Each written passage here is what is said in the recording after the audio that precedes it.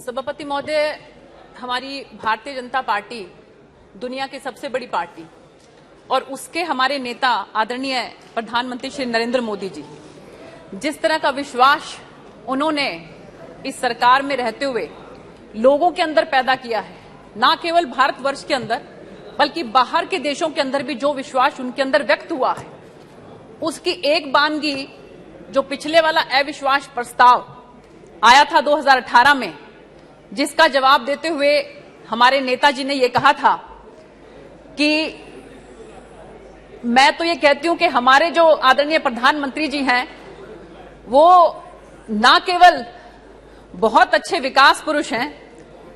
ना केवल इस देश को आगे ले जाने वाले हैं, ना केवल उनकी नीति पर कोई किसी तरह का शक है, ना केवल उनकी नीयत पर किसी तरह का कोई शक है, बल्कि वो ऐसे अंतर्यामी भी हैं कि उन्होंने 2018 में ये बात कह दी थी कि ये सब इकट्ठे होकर 2023 के अंदर भी अविश्वास प्रस्ताव लेकर आएंगे। और आज हम वही देख रहे हैं कि ये जो अविश्वास प्रस्ताव ये लोग लेकर आ रहे हैं, भानुमति का कुंडा जो ये बना हुआ है, तो मैं इसके विरोध में आज आप लोगों के समक्ष खड़ी हुई हूं। आदरणीय सभापति महोदय, श्रद्धेय अटल बिहारी वाजपेयी जी का मैं एक जो नो कॉन्फिडेंस उनके खिलाफ आया था, उसमें जब वो अपना जवाब दे रहे थे, मैं वो देख रही थी और सुन रही थी किस तरह से भावनाओं से भरे हुए उन्होंने उस समय में अपना वक्तव्य दिया था। और 1 जून 1996 का उनका जो वक्तव्य है उसके अंदर मैं सुन रही थी सभापति महोदय कि ये विपक्ष के लोग उस समय ये बात कह रहे थे, उस समय श्रद्धेय अटल बिहारी वाजपेयी जी को भी, कि आप मंदिर की बात नहीं करते, आप धारा 370 की बात नहीं करते और आप और तरह की इधर उधर की बातें करते हैं। तब श्रद्धेय अटल बिहारी वाजपेयी जी ने उस समय में यह बात कही थी कि हमारी जो विचारधारा है, जो 1977 के अंदर हमारी विचारधारा थी, वो आज भी है, लेकिन अभी लोकतंत्र को बचाना हमारी प्रायोरिटी है। इसलिए हम राम मंदिर पर अभी बात नहीं कर रहे, अभी हम धारा 370 पर बात नहीं कर रहे, लेकिन मुझे विश्वास है कि एक दिन ऐसा आएगा। उस समय में भी सभापति महोदय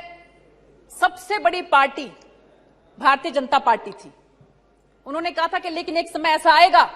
कि हम मेजॉरिटी के साथ इस सदन में होंगे और उस समय धारा 370 भी जाएगी और राम मंदिर भी बनेगा। तो आज वो समय है।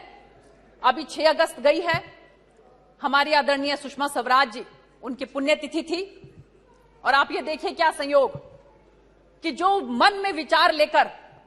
वो इतने समय तक राजनीति करती रही, केवल कुछ दिन पहले ही 370 धारा हटी और उसके थोड़े से दिनों के बाद 6 अगस्त को जो है उनका देहावसान हो गया। सभापति महोदय, भारतीय जनता पार्टी के कार्यकर्ता, जो एक एक कार्यकर्ता हैं, उनके मन के अंदर देश प्रेम, राष्ट्र प्रेम किस तरह से भरा हुआ है, ये उसकी एक मानगी थी। तो मैं यही कहना चाहती हूं कि ये जो विश्वास कांग्रेस पार्टी का टूटा है, ये विश्वास जल्दी से वापस बनने वाला नहीं है। ये वो पार्टी है जो 400 से 40 के ऊपर आ गई, और एक हमारी पार्टी है जो 2 से 303 के ऊपर आ गई। किसी ने ये बात कही है कि विश्वास वो डाली है जो एक बार सूख जाती है तो फिर कभी हरी नहीं हो सकती। अब ये चाहे कितने ही अलायंस कर लें, चाहे ये INDIA बना लें, चाहे ये घमंडिया बना लें, ये कुछ मर्जी बना लें, लेकिन अब किसी भी कीमत पर इनके ऊपर लोगों का विश्वास नहीं बन सकता। सभापति महोदय, मैं कहना चाहती हूं कि अभी तक तो शुरुआत हुई है। आदरणीय प्रधानमंत्री जी जो भविष्यवाणी करते हैं वो भविष्यवाणी सत्य होती है। जो भविष्यवाणी उन्होंने की 2018 में कि 2023 में फिर से लेकर आएंगे, तो वो लेकर आए हैं। अब आदरणीय प्रधानमंत्री श्री नरेंद्र मोदी जी की भविष्यवाणी है कि हम 2024 के अंदर भी फिर से भारतीय जनता पार्टी की सरकार बनाएंगे, उनके नेतृत्व में बनाएंगे। सभापति महोदय, अब हमारा टारगेट यूनिफॉर्म सिविल कोड है। बहुत जल्द जो है हमारी कोशिश होगी कि हम वो भी इस सदन के अंदर लेकर आए। और इसके साथ साथ मैं कहना चाहती हूं कि मैं सभी को सुन रही थी, हमारी सूले जी कह रही थी कि 9 साल में क्या किया। सभापति महोदय, मैं बताना चाहती हूं कि 9 साल में हमारी सरकार ने क्या किया। आदरणीय प्रधानमंत्री श्री नरेंद्र मोदी जी के नेतृत्व में नेशनल एजुकेशन पॉलिसी, किसी समय में जो मैकाले था उसने कहा था ये बात भरे सदन के अंदर कि ये जो भारत की संस्कृति है इसको खत्म कर दो, भारत की जो सनातन परंपरा है इसको खत्म कर दो। जब तक तुम ये खत्म नहीं करोगे, जब तक तुम इनके ऊपर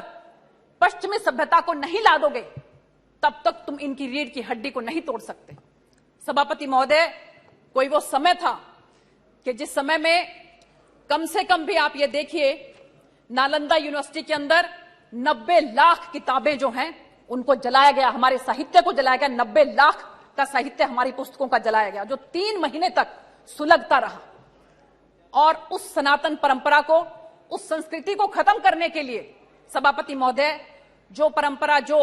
अपनी एजुकेशन पॉलिसी वो लेकर आए, आज बड़ी खुशी है मुझे इस बात की कि 2020 के अंदर बहुत विचार विमर्श करके सबके साथ, जिस तरह से बाबा साहब ने उस समय में सबके साथ विचार विमर्श करके हमारे देश का संविधान बनाया था, उसी तरह से ही सबके साथ विचार विमर्श करके 2020 में जो शुरुआत हुई वो नेशनल एजुकेशन पॉलिसी जो है वो हमारे देश के अंदर अब आई है। उसी के तहत मैं आपको बताना चाहूंगी कि ये कोशिश है हमारी सरकार की कि एजुकेशन जो है उसका एक्सेस सबको होना चाहिए, इक्विटेबल होना चाहिए, क्वालिटी होनी चाहिए, अफोर्डेबिलिटी होनी चाहिए, अकाउंटेबिलिटी होनी चाहिए। ये हमारी नेशनल एजुकेशन पॉलिसी जो है उसकी मोटो है, उसका ये ध्येय है। सभापति महोदय, एक जो छोटा बच्चा है 3 से लेकर 8 वर्ष तक उसकी बुद्धि का तीव्र गति के साथ विकास होता है, ये साइंटिफिकली भी अप्रूव हो चुका है। तो इसलिए हमारी सरकार ने ये कोशिश की है कि हम एक बाल वाटिका इस तरह से बनाएं ताकि 3 से 8 वर्ष के जो बच्चे हैं उनको जादुई पिटारा के नाम से हम उन बच्चों के लिए एजुकेशन जो है वो प्रोवाइड करें, जिसके अंदर खेल खेल में गाना गाकर, डांस करके, पहेलियों से वो बच्चे एजुकेशन प्राप्त करें। मैं अभी थोड़े दिनों पहले एक वीडियो देख रही थी, छोटे छोटे नन्हे नन्हे बच्चे माननीय प्रधानमंत्री जी के चारों तरफ लिपटे हुए थे, मोदी जी मोदी जी मोदी जी करके। मिलियंस ऑफ पीपल ने उनको उस वीडियो को देखा है। सभापति महोदय, अगर आप भी उसको देखें,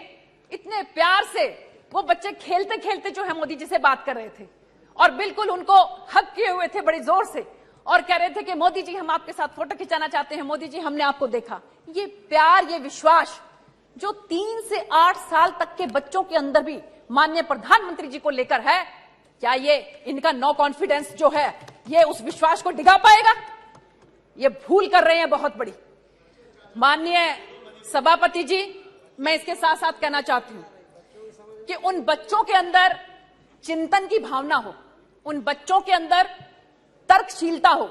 उन बच्चों के अंदर अनुसंधान की भावना हो। इन सब बातों को ध्यान रखते हुए हमारी इस नेशनल एजुकेशन पॉलिसी जो है, इसकी कोशिश है कि इन बच्चों को मातृभाषा के अंदर शिक्षा ग्रहण करवाई जाए। इसलिए सभापति महोदय, मैं आपको बताना चाहूंगी कि इसके साथ साथ दुनिया की सबसे बड़ी शिक्षा पद्धति जो है वो हमारे भारतवर्ष की शिक्षा पद्धति है, जिसके अंदर 14.9 लाख स्कूल हैं, 95 लाख टीचर्स हैं और 26.5 करोड़ सभी वर्ग के, सभी जगह से विद्यार्थी हैं। इसके साथ साथ हमारी कोशिश है कि हम स्किल एजुकेशन जो है इसके अंदर प्रोवाइड कर सकें। सभापति महोदय, इससे पहले जिस तरह की शिक्षा पद्धति रही, बच्चों को किसी भी तरह का कोई कौशल विकास उनके अंदर नहीं हो पाता था। बहुत बार ऐसा होता है कि बच्चे किसी कारणवश अगर 11वीं के बाद 12वीं के बाद शिक्षा छोड़ देते हैं तो कम से कम उनके अंदर किसी न किसी कौशल का विकास तो हो, उनकी रोजी रोटी का कोई साधन तो बने। इस बात को ध्यान में रखते हुए सरकार की तरफ से अब 10+2 तक के बीच में ही जो है कोई ना कोई कौशल विकास उन बच्चों के अंदर जागृत करने की कोशिश की जा रही है। सभापति महोदय, इसके साथ साथ मैं कहना चाहूंगी कि मैंने मेडिकल साइंस से पढ़ाई की है, लेकिन मेरा शौक जो है, मेरा इंटरेस्ट हिस्ट्री में भी था। लेकिन पहले पद्धति ऐसी थी कि अगर आपने मेडिकल साइड ले लिया तो आप जो ह्यूमैनिटी के सब्जेक्ट्स हैं वो नहीं ले सकते थे। अगर आपने नॉन मेडिकल ले लिया तो आप कॉमर्स के सब्जेक्ट नहीं ले सकते थे। इतनी अब इसके अंदर जो है खुलापन कर दिया है सरकार की तरफ से कि अगर आप मेडिकल के साथ ह्यूमैनिटी के सब्जेक्ट्स भी लेना चाहें तो आप ले सकते हैं। इसके साथ साथ आप ये देखिए कि 10+2 का जो सिस्टम है उसको खत्म करके अब 10th के बाद अगर 1 साल तक बच्चे ने पढ़ाई की तो उसको जो है सर्टिफिकेट मिलेगा। 2 साल तक बच्चे ने अगर पढ़ाई की तो उसको डिप्लोमा मिलेगा और 3 साल तक अगर बच्चे ने पढ़ाई की तो उसको डिग्री मिलेगी। उस बच्चे को कहीं पर भी ये महसूस नहीं होगा कि बीच में अगर उसको पढ़ाई छोड़नी पड़ी तो उसका पूरे साल बर्बाद हो जाते थे पहले डिग्री के लिए। तो इस तरह की एजुकेशन पॉलिसी जो है वो हमारी सरकार लेकर आई है सभापति महोदय, जो पहले कभी किसी की सोच में नहीं गया कि बच्चे जो है वो कैसे पढ़ रहे हैं, पढ़ने के बाद उनका भविष्य क्या होगा, इसके बारे में कभी किसी ने कोई चिंता नहीं की सभापति महोदय। इसके साथ साथ मैं आपको बताना चाहती हूं कि SC OBC के जो टीचर्स हैं उनको भी अब मैक्सिमम अपॉइंट किया गया है कि जो दूर दराज के जो इलाके हैं रोस्टर सिस्टम से अब उनको भी टीचर्स को वहां पर जो है लगाया गया है। और इसके साथ साथ सभापति महोदय नेशनल डिजिटल लाइब्रेरी और रिसर्च को जो है इसके अंदर बहुत इंपॉर्टेंस दी गई है। हमारे IIT के बच्चे, हमारे IIMs के बच्चे, और अब आप ये देखिए कि सभापति महोदय सुंदर पिचई और इस तरह से कितने हमारे जो बहुत होशियार बच्चे थे वो दूसरे देशों में जा रहे हैं। हम ये चाहते हैं कि हमारा ब्रेन ड्रेन इस तरह से ना हो, इसलिए रिसर्च जो है वो हमारे देश के अंदर ही लाई जा रही है। R&D के अंदर बहुत ज्यादा पैसा लगाकर इस तरह की फाउंडेशन बनाई जा रही है ताकि हमारे नेशनल रिसर्च फाउंडेशन, ताकि हमारे बच्चे ज्यादा से ज्यादा यहाँ पर पढ़ाई कर सकें। सभापति महोदय, हमारी IIT जो दिल्ली है उसकी ब्रांच UAE के अंदर भी खोली जा रही है। इसके साथ साथ IIT मैड्रास की ब्रांच जो तंजानिया के अंदर खोली जा रही है। तो ये सब एजुकेशन पॉलिसी के माध्यम से सभापति महोदय कोशिश है कि हमारे एजुकेशन को और ज्यादा वृहद रूप जो है वो दिया जाए। सभापति महोदय, इसके साथ साथ मैं आपको बताना चाहती हूँ कि सामाजिक न्याय जो डिपार्टमेंट है उसमें SC STs के लिए जो हमारी सरकार ने किया वो आज से पहले कभी किसी ने नहीं किया। सभापति महोदय, प्रधानमंत्री आदर्श ग्राम योजना, उसके तहत आप ये देखिए कि हजारों हजार गांव ऐसे हैं कि जिनके ऊपर पायलट प्रोजेक्ट स्टार्ट करके जो ऐसे जहां पर डोमिनेटिंग थे हमारे SC और ST, उनको जो है आदर्श ग्राम योजना के तहत उनका विकास किया जा रहा है। और इसके साथ साथ सभापति महोदय, मैं आपको बताना चाहती हूं कि अगर हम विश्वास की बात करें तो आप ये देखिए कि 2004 के अंदर हमारे 38 SC और ST के member of parliament Bharatiya Janata party के पास थे। 2004 की बात मैं कर रही हूं, और कांग्रेस के पास केवल 29 थे। और उसी तरह से मैं अगर आगे बात करूं, 2014 के अंदर SC और ST के member of parliament Bharatiya Janata party के पास 66 थे और कांग्रेस के पास घटकर केवल 12 रह गए। और सभापति महोदय, 2019 के अंदर भारतीय जनता पार्टी के पास SC और ST के मेंबर ऑफ पार्लियामेंट 76 बने, 76 बने, और कांग्रेस के घट के केवल 10 रह गए। तो ये सोच सकते हैं कि अगर इनकी सोच SC और ST कम्युनिटी की तरफ अच्छी होती तो इनका इस तरह से जो ST के जो मेंबर ऑफ पार्लियामेंट है उसमें इतनी भारी गिरावट नहीं आ सकती थी। सभापति महोदय, इसके साथ साथ मैं आपको बताना चाहती हूं कि सरकार की तरफ से नेशनल हेल्पलाइन टोल फ्री 14566 स्थापित की गई है ताकि जो SC ST के जो हैं लोग, उन पे अगर कोई किसी तरह की एट्रोसिटी होती है तो वो इस नंबर पर डायल कर सकते हैं। इसी के साथ साथ 14567 टोल फ्री नंबर वरिष्ठ नागरिकों के लिए है कि अगर उनको किसी तरह का कोई कष्ट है तो वो नेशनल लेवल पर ये नंबर है, इस पर वो डायल कर सकते हैं। सभापति महोदय, इसके साथ साथ जैसा कि आपको मालूम है कि नशा मुक्ति, इसके लिए माननीय हमारे केंद्रीय गृह मंत्री अमित भाई शाह जी ने भी जो है स्पेशल डिबेट भी जो है इसमें करवाई थी। और हमारा ये प्रण है कि हमारा देश भारत जो है वो नशा मुक्त होना चाहिए। इसीलिए 372 संवेदनशील जो डिस्ट्रिक्ट घोषित किए गए हैं और उसके अंदर बहुत अच्छे तरीके से नशा मुक्त करने के लिए बहुत सी योजनाएं और बहुत से कार्यक्रम आदरणीय सभापति महोदय उसमें चल रहे हैं। इसके साथ साथ सभापति महोदय, मैं आपको कहना चाहती हूं कि डिजिटल इंडिया कि किस तरह से आज हम ये कह सकते हैं कि हमारा देश डिजिटल इंडिया के माध्यम से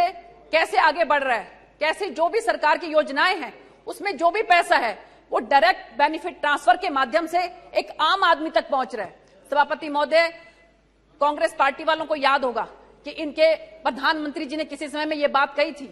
कि हम लोग 1 रुपया ऊपर से भेजते हैं नीचे तक आते आते केवल 15 पैसे बच जाते हैं उसमें से। बीच में से 85 पैसे कहां चले गए इसके बारे में किसी को कोई जानकारी नहीं थी। लेकिन हमारी सरकार ने, सभापति महोदय, इस तरह का सिस्टम किया है। आदरणीय प्रधानमंत्री जी, अभी पिछले दिनों आपने देखा होगा किसान सम्मान निधि के तहत किस तरह से एक बटन दबाकर करोड़ों करोड़ों की संख्या में जो हमारे किसान भाई हैं उनके पास जो है वो पैसा पहुंचता था। इसके साथ साथ 40 योजनाएं ऐसी हैं हमारी जिसमें डीबीटी के माध्यम से गरीबों को उनका हक मिलता है। सभापति महोदय,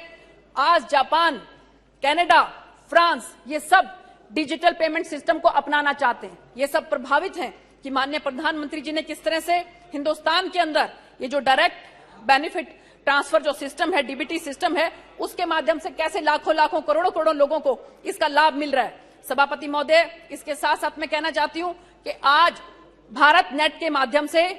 4G 2016 में ही हम लोग लेकर आए थे। 97% एरिया के अंदर आज 4G अवेलेबल है। आज एक गांव का गरीब सरपंच, एक गांव का गरीब इंसान, एक गांव का गरीब किसान, वो सब जो है 4G के माध्यम से किसी ना किसी तरीके से केंद्र की योजनाओं से और स्टेट की योजनाओं से जुड़े हुए हैं। सभापति महोदय, जो सुविधाएं किसी समय में केवल शहरों में मिलती थी, आज गरीब से गरीब परिवार को वो गांव के अंदर भी मिलती हैं। सभापति महोदय, इसके साथ साथ मैं आपको कहना चाहती हूं